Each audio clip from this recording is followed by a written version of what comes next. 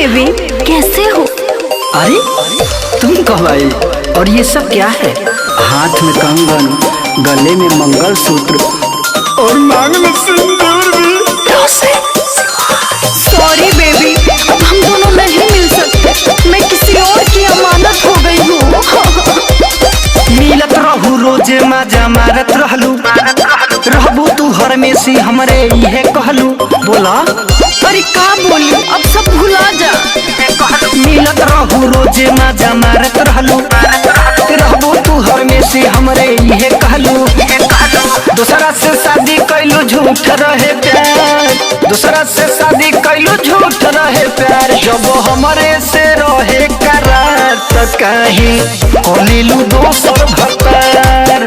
जब हमरे से रहे करार त कहीं कोलीलू दोसर भतार।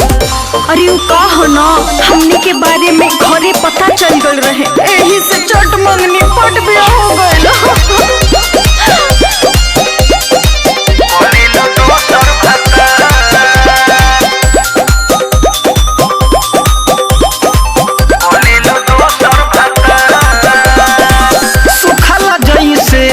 पे मछरिया हालत है को दिहलू। ए बेबी भैलू फरे बीजियल मुश्किल के धो दिहलू। अरे तू घर बसा लो।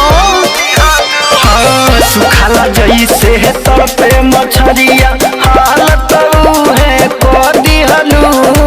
ए बेबी भैलू फरे बीजियल मुश्किल के धो दिहलू।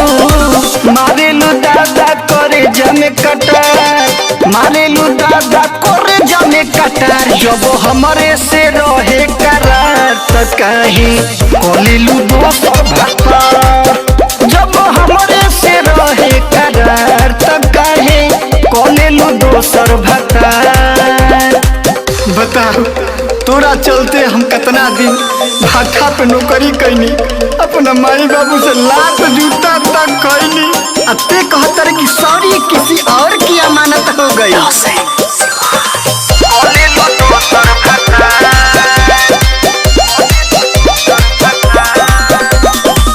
बहिया में बिना रतिया बितावल जीतू के बिसर गईलू। वादा कइले का क्रिया खइले का मंटू से कैसे भूला गईलू। समय समय के बात बा।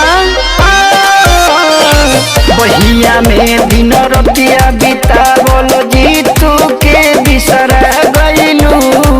वादा कइला का क्रिया कइला का जेपी के कैसे भूला गईलू।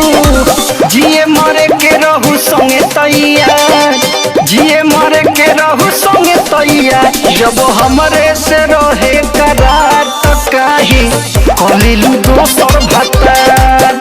जब हमरे से रहे